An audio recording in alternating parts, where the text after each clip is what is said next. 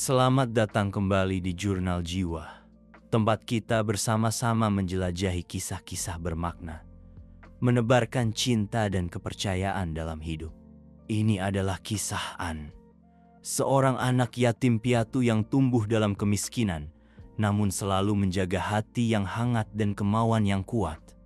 Jurnal Jiwa berharap kisah hari ini akan menyentuh hati Anda dan menambah motivasi Anda di jalan Anda sendiri. Di suatu pagi yang dingin di awal musim dingin, sinar matahari kuning pucat menyinari dedaunan, menyinari gang kecil berliku tempat An dan kakek neneknya tinggal. Rumah kecil bobrok dengan atap genteng tua dan dinding yang terkelupas tampak miring seiring berjalannya waktu. An bangun sangat pagi. Anak laki-laki berusia 15 tahun itu, kurus, mengenakan pakaian yang sudah usang tetapi dicuci bersih. Matanya menunjukkan tekad yang tidak sesuai dengan usianya, tetapi di suatu tempat masih memancarkan kepolosan seorang anak. Anne diam-diam memasukkan peralatan semir sepatunya ke dalam kotak kayu tua yang dia buat sendiri dari potongan-potongan kayu yang dia ambil. Dia membungkuk kepada kakek neneknya dan melangkah keluar. Kaki telanjang An dengan ringan menyentuh jalan tanah berbatu, merasakan dinginnya pagi meresap melalui kulitnya. Ketika dia sampai di jalan, pemandangan berubah total. Suara klakson mobil yang memekakan telinga, arus orang yang lewat, toko-toko yang terang benderang memajang semua jenis barang.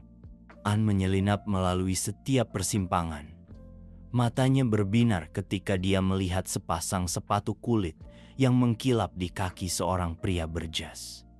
Dia buru-buru mendekat, membungkuk dengan sopan. "Permisi, apakah Anda ingin menyemir sepatu Anda? Saya akan membuatnya sangat bersih, sangat mengkilap." Pria itu ragu-ragu, menatap An sejenak lalu mengangguk. An dengan gesit membentangkan selembar kain kecil di trotoar, meletakkan sepatunya di rak dan memulai pekerjaannya. Tangannya dengan gesit menyeka debu, memoles, dan kemudian dengan hati-hati menyeka lagi sampai sepatu itu berkilau seperti baru. Pria itu puas, mengeluarkan uang kertas dari dompetnya dan memberikannya kepada An. "Terima kasih." An membungkuk untuk berterima kasih. Begitulah, dia pergi dari satu persimpangan ke persimpangan lainnya, mengundang pelanggan untuk menyemir sepatu. Saat makan siang, An menemukan sudut taman kecil, duduk untuk beristirahat di bawah naungan pohon. Mengambil dari sakunya roti isi yang sederhana, dia makan sambil menonton anak-anak seusianya bermain di halaman rumput hijau. Dengan sedikit kesedihan di matanya, An memikirkan hari-hari sekolah yang jauh, waktu di mana dia hanya bisa hidup dalam buku dan mimpi. Sore hari, sinar matahari memudar dan memberi jalan ke langit kelabu yang menandakan hujan yang akan datang. An baru saja menyelesaikan pekerjaannya. Kotak alat semir sepatu yang diikatkan di bahunya sudah ringan. Meskipun lelah setelah hari yang panjang, dia tetap berjalan cepat melewati jalan-jalan yang ramai untuk pulang ke rumah sebelum hujan. Suara klakson mobil yang memekakan telinga bercampur dengan suara penjual, orang-orang yang lewat seperti aliran air. Sambil menyelinap melalui persimpangan yang ramai, An tiba-tiba berhenti. Di tengah arus orang yang terburu-buru, seorang lelaki tua berusia sekitar 60 tahun, berambut abu-abu, mengenakan pakaian kantor yang rapi, tiba-tiba jatuh ke trotoar. Dia terbaring diam, tangannya gemetar mencoba meraih ke depan. Mulutnya bergumam sesuatu yang tidak bisa didengar oleh siapapun. Orang-orang yang lewat melirik sekilas tetapi tidak ada yang berhenti. Beberapa orang berbalik untuk melihat, tetapi kemudian melangkah lebih jauh, seolah-olah itu tidak ada hubungannya dengan mereka. An melihat pemandangan itu, hatinya mencelos. Tanpa ragu, dia melemparkan peralatan semir sepatunya ke tanah, bergegas ke arah lelaki tua itu. "Kakek, ada apa denganmu? Bisakah kau mendengarku? An dengan mendesak mengguncang lelaki tua itu dengan lembut. Wajahnya pucat, bibirnya bergetar tetapi dia tidak bisa mengucapkan sepatah kata pun. Melihat sekeliling, An berteriak minta tolong. Semuanya, bisakah seseorang membantuku? Orang ini jatuh di tengah jalan, tetapi tatapan hanya melewati dia. Beberapa orang menggelengkan kepala, beberapa orang melihat dan kemudian berbalik. Tanpa ragu lebih lanjut, An bertindak sendiri. Dia dengan cepat menghentikan taksi yang lewat. Pak, orang ini sakit. Tolong bantu saya membawanya ke rumah sakit. Suara An mendesak. Sopir itu menatap An, tampak ragu-ragu. Tetapi mata anak laki-laki itu terlalu bertekad dan khawatir sehingga dia tidak tega untuk menolak. Orang tua itu dibawa ke dalam mobil, bersandar di bahu An. Dia meletakkan tangannya di dahi pria itu, merasakan kehangatan samar yang tersisa.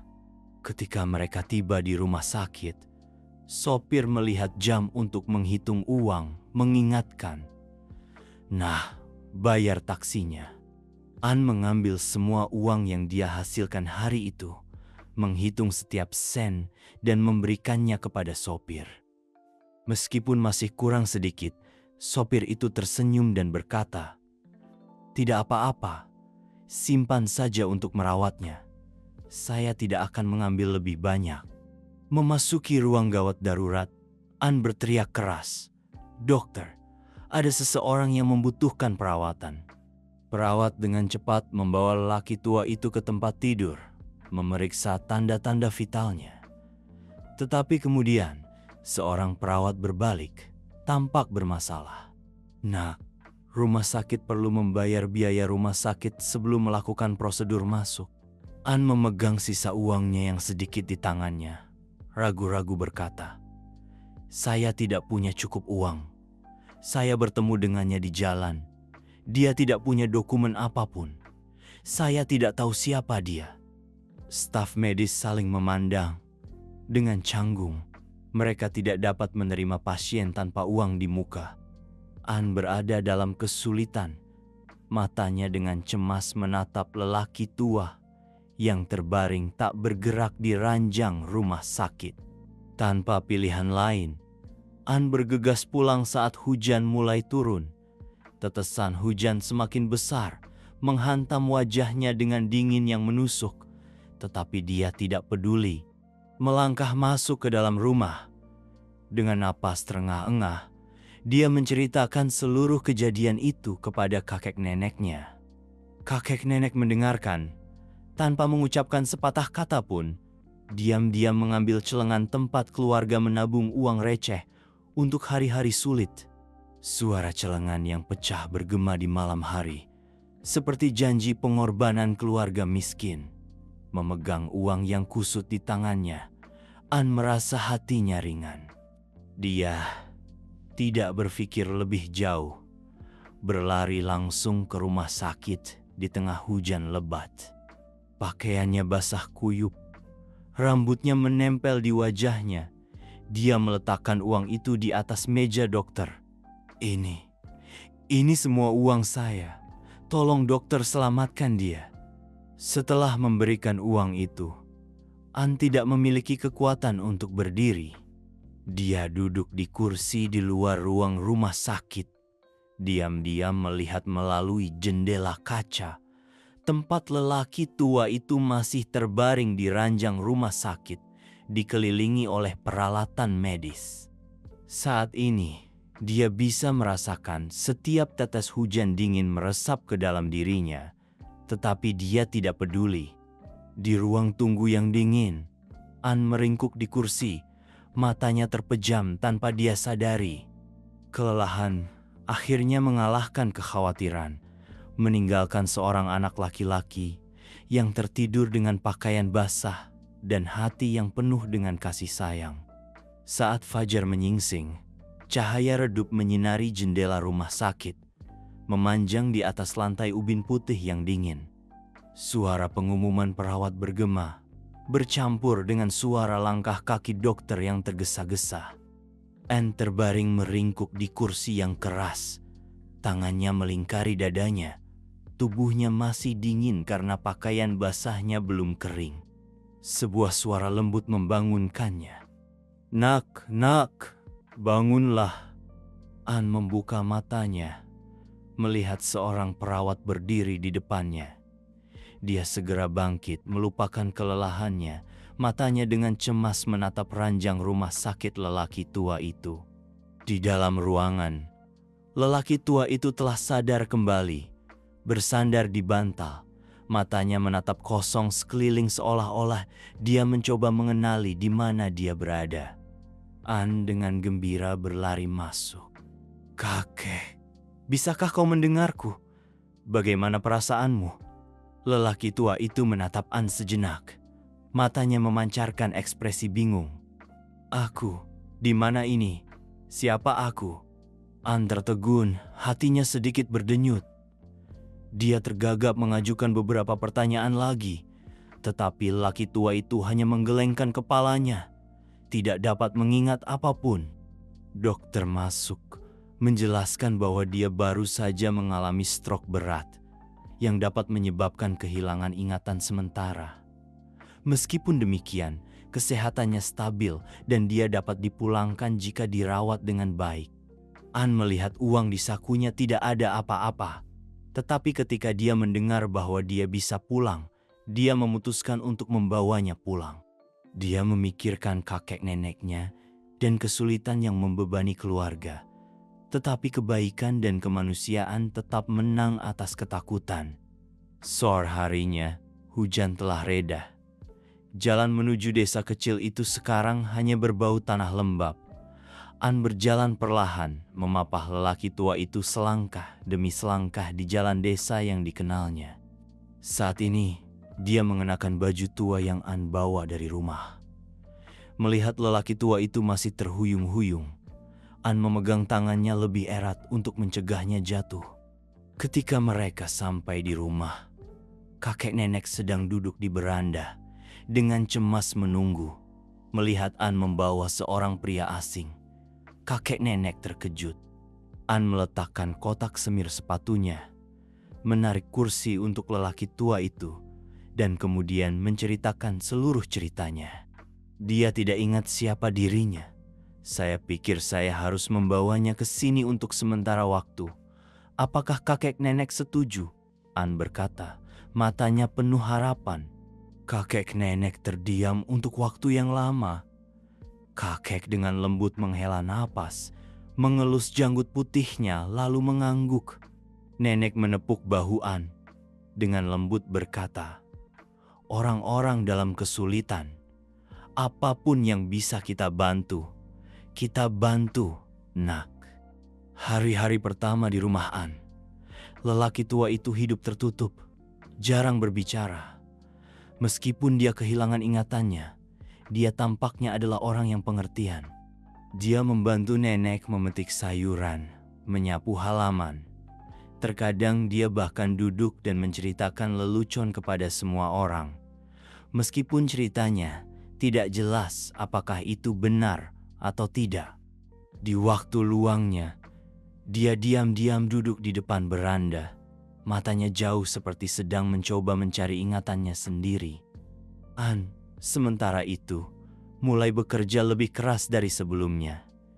Dia bangun saat fajar, membawa peralatan semir sepatunya yang sudah usang, berjalan cepat melewati jalan-jalan yang ramai. Pulang ke rumah saat hari sudah gelap, dia buru-buru menghitung uang, memberikan semuanya kepada nenek untuk menutupi biaya tambahan. Suatu malam, setelah makan malam sederhana dengan sayuran rebus dan semangkuk sup hambar, lelaki tua itu memandang Anne, perlahan berkata, "Nah, aku tidak tahu siapa aku.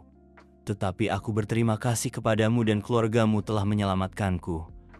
Aku tidak bisa melakukan sesuatu yang besar, tetapi biarkan aku membantumu dengan beberapa pekerjaan rumah."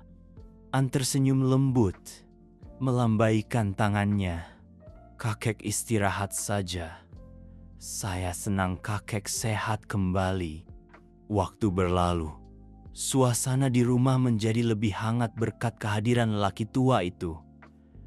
Kakek nenek menganggapnya sebagai anggota keluarga. Namun, An tetap tidak melupakan kekhawatirannya. Keluarga sudah miskin. Sekarang ada satu orang lagi yang perlu diurus. Beban semakin berat di pundaknya. Pada hari-hari hujan, An mengenakan topi yang robek, memeluk kotak semir sepatunya, dan melangkah keluar ke jalan. Meskipun basah dan dingin, dia tetap rajin mencari pelanggan. Terkadang, orang yang lewat menatapnya, mendecakkan lidah karena kasihan. Anak ini benar-benar menderita. Ketika dia besar nanti, entah bagaimana masa depannya. Tetapi An tidak peduli. Setiap kali dia memikirkan tatapan lemah lelaki tua itu, dia mengingatkan dirinya sendiri untuk berusaha lebih keras. Di dalam hatinya, kemanusiaan selalu menjadi api yang menyala, menerangi bahkan jalan yang paling gelap sekalipun. Suatu pagi yang damai, sinar matahari yang lembut menyinari halaman, membawa angin musim gugur yang sejuk. Lelaki tua itu duduk di bawah pohon jeruk bali di depan halaman. Tangannya membelai secangkir teh panas yang baru saja dituangkan oleh nenek An. An baru saja pulang kerja. Wajahnya berkeringat. Tetapi dia tetap tersenyum ketika melihat lelaki tua itu menatap langit biru. "Kakek, apakah kakek duduk di sini menikmati angin?" An bertanya sambil menyekat tangannya di bajunya. Lelaki tua itu berbalik, menatapnya dengan tatapan lembut. Tetapi sedikit jauh, dia mengangguk ringan. Lalu tiba-tiba berkata, "An, belakangan ini aku terus melihat gambar-gambar yang sangat aneh di kepalaku. Sepertinya aku mengingat sesuatu." An berhenti, matanya memancarkan harapan. "Kakek ingat sesuatu? Apakah itu tentang rumah kakek?" Lelaki tua itu mengerutkan kening. Tangannya yang diletakkan di atas lututnya bergetar. Dia menarik napas dalam-dalam dan perlahan-lahan bercerita. "Aku melihat sebuah gedung besar. Sepertinya itu tempatku bekerja. Lalu ada juga lahan yang luas. Ada orang yang memanggilku, direktur. Tapi semuanya masih sangat kabur." Mendengar itu, An merasa senang sekaligus khawatir. Dia menceritakan kembali kisah tentang dia yang terkena stroke di tengah jalan dan hari-hari ketika keluarga merawatnya. Lelaki tua itu mendengarkan. Matanya menjadi sedih, tetapi dia tidak mengatakan apa-apa lagi. Gambar-gambar kabur dalam ingatan lelaki tua itu menjadi semakin jelas. Suatu malam, ketika seluruh keluarga berkumpul di bawah cahaya lampu minyak, lelaki tua itu tiba-tiba berbicara. "Aku ingat, namaku Lemin. Aku dulunya adalah direktur jenderal sebuah perusahaan real estate besar." Ruangan itu hening sesaat. An dan kakek neneknya saling memandang dengan heran. Lelaki tua itu melanjutkan ceritanya. Suaranya merendah. "Hari itu, aku meninggalkan perusahaan untuk bertemu dengan mitra. Tetapi di jalan aku merasa lelah, pusing. Lalu aku tidak ingat apa-apa lagi. Sekarang setelah aku ingat, aku merasa sangat beruntung telah diselamatkan olehmu." Keesokan harinya, Tuan Lemin meminta An untuk mengantarnya ke kota untuk memeriksa ingatannya. Keduanya berjalan melewati jalan-jalan yang ramai. Dan ketika mereka sampai di sebuah gedung bertingkat yang megah, lelaki tua itu tiba-tiba berhenti. Matanya berbinar dan dia berseru, "Benar, ini tempatku bekerja." Dia melangkah masuk, bersamaan melewati resepsionis. Awalnya, penjaga keamanan tidak mengenalinya. Tetapi ketika dia menyebutkan nama dan jabatannya, mereka segera mengundangnya masuk. Seluruh gedung gempar ketika mereka mendengar bahwa direktur jenderal yang telah hilang selama berbulan-bulan telah kembali. Tuan Lemin menelepon keluarganya dan kerabatnya. Sekelompok orang berpakaian rapi dengan cepat datang menjemputnya. Sementara itu, dia tidak lupa memperkenalkan An kepada mereka. Ini An, anak laki-laki yang menyelamatkanku ketika aku dalam kesulitan. Jika bukan karena dia, aku mungkin tidak akan hidup sampai hari ini. Orang-orang di keluarga Tuan Lemin mengungkapkan rasa terima kasih yang mendalam kepada An. Terus-menerus menghargai pengorbanan dan kebaikan anak laki-laki itu. Tetapi yang paling mengejutkan An adalah kata-kata terakhir Tuan Leming sebelum pergi. An, kau dan keluargamu telah menyelamatkan hidupku. Sekarang giliranku untuk membalas budi. Kau tidak akan lagi harus hidup dalam kesulitan. Aku pasti akan membantumu. Malam itu, ketika dia kembali ke rumah, An menceritakan semuanya kepada kakek neneknya. Nenek tersenyum, meletakkan tangannya di bahu An. Melihatmu melakukan perbuatan baik dan dibalas, kakek nenek sangat senang. Kau benar-benar sudah dewasa, An. Meskipun dia masih ragu, mata An memancarkan harapan. Sebuah pintu baru sepertinya terbuka di depannya. Hanya menunggu hari dia melangkah untuk menemukan kehidupan yang berbeda, yang lebih baik. Langit hari itu biru, tanpa awan, seolah-olah menandakan hari yang spesial dalam hidup An. Sebuah mobil mewah berhenti di depan gerbang rumahnya, membuat tetangga di sekitarnya kagum. Dari dalam mobil, Tuan Leming keluar, tampak berwibawa dan wajahnya penuh dengan keceriaan. Mengikutinya adalah beberapa kerabat dan asisten, membawa banyak kotak hadiah besar dan kecil. An berlari keluar dari rumah, masih dengan pakaian sederhana dan sandal tuanya. Dia terkejut melihat Tuan Lemin, tetapi dengan cepat tersenyum. Tuan Min, apakah Anda sudah lebih sehat? Tuan Leming mengangguk. Matanya memancarkan rasa terima kasih. Dia meraih tangan An dan berkata dengan suara yang dalam, An, hari ini aku datang untuk menepati janjiku. Keluargamu telah menyelamatkan hidupku. Sekarang saatnya aku membalas budi. Setelah kata-kata itu, Tuan Lemin menoleh ke asistennya, memberi isyarat. Kelompok itu dengan cepat mulai bekerja. Seorang arsitek diundang untuk mendesain ulang rumah kecil keluarga An. Tuan Leming tidak hanya ingin membangun rumah baru, tetapi juga ingin menciptakan ruang yang nyaman dan nyaman bagi seluruh keluarga An. Selama sebulan penuh, rumah itu diperbaiki, dari lantai tanah tua hingga genteng yang retak. Ketika proyek selesai, seluruh desa berkumpul untuk melihat rumah baru yang luas dengan dinding yang dicat putih, jendela kaca yang cerah, dan taman kecil di luar. Kakek nenek An, meskipun mereka tidak mengatakannya, mata mereka berkaca-kaca karena bahagia. An berdiri di depan rumah, hatinya dipenuhi dengan emosi. Ini adalah pertama kalinya dia merasakan perubahan yang signifikan dalam hidupnya. Titik balik yang sebelumnya tidak pernah dia impikan. Tidak hanya berhenti pada pembangunan rumah, Tuan Leming juga menghabiskan banyak waktu bersamaan, mengajarinya pelajaran penting. Di sore hari, keduanya sering duduk di bawah naungan pohon di depan halaman, dengan kertas dan pena di tangan mereka. An, tahukah kau, berbisnis tidak hanya membutuhkan kecerdasan, tetapi juga kesabaran dan perhatian kepada orang lain. Kebaikanmu telah menyelamatkan hidupku, dan itu adalah hal yang paling berharga dalam setiap hubungan. An mendengarkan dengan saksama. Setiap kata Tuan Lemin seolah-olah menyalakan harapan baru dalam dirinya. Dia mulai belajar bagaimana mencatat, menghitung, dan secara bertahap memahami konsep-konsep dasar bisnis.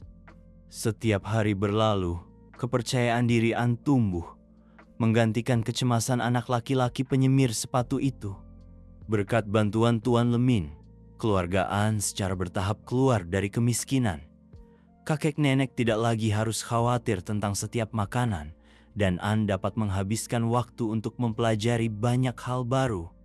Tuan Leming juga memberikan dukungan keuangan sehingga An dapat kembali ke sekolah, menyelesaikan tahun-tahun sekolah menengah yang telah dia lewatkan. An, dari seorang anak laki-laki yang keras, secara bertahap menjadi seorang remaja yang kuat dan penuh tekad.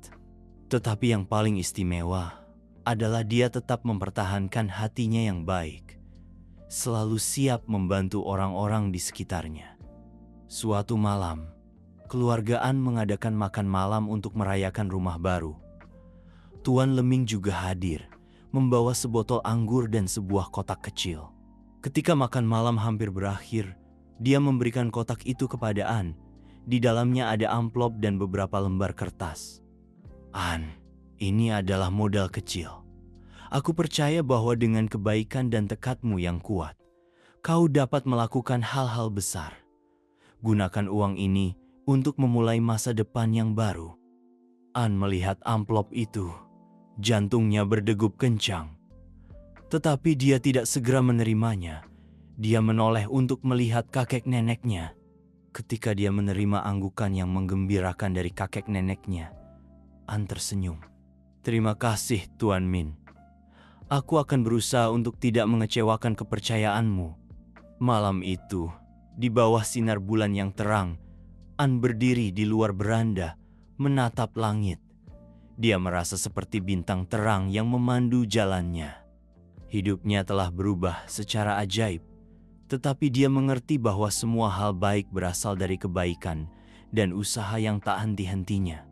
Setelah menerima modal dari Tuan Leming, An terus-menerus memikirkan cara untuk menggunakan uang itu dengan cara yang paling berarti.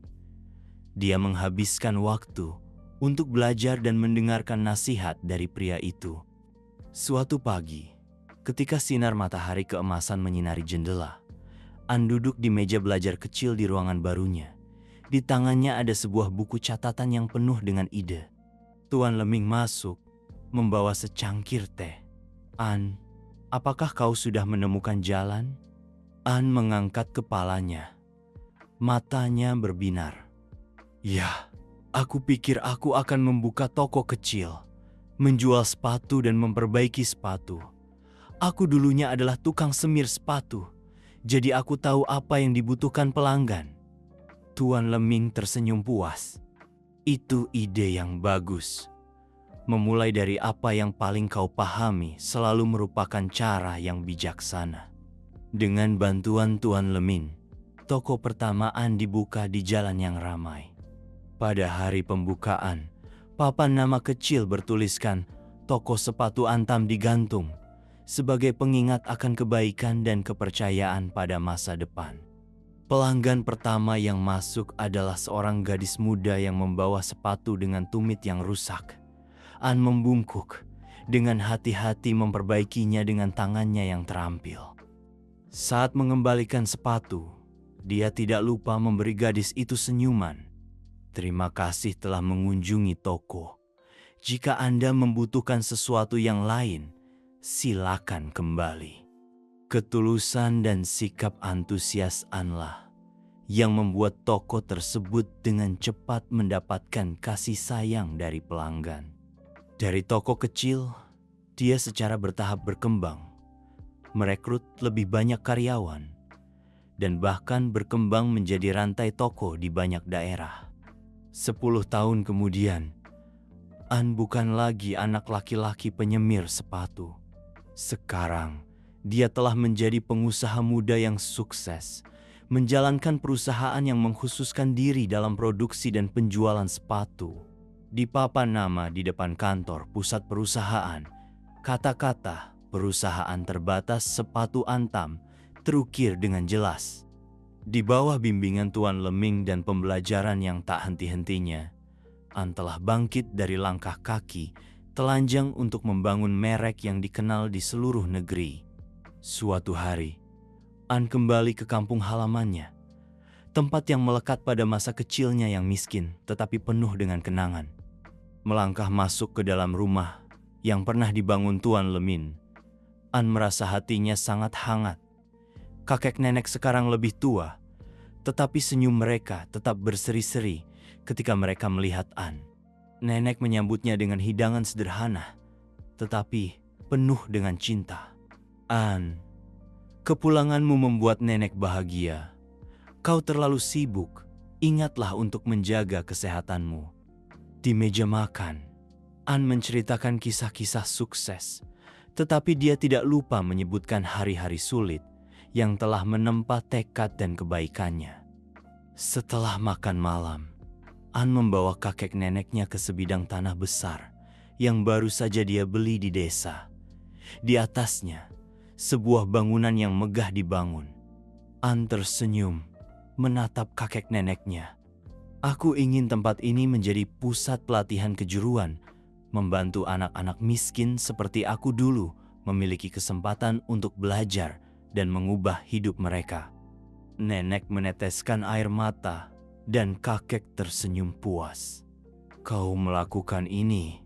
Kakek nenek sangat bangga padamu, An.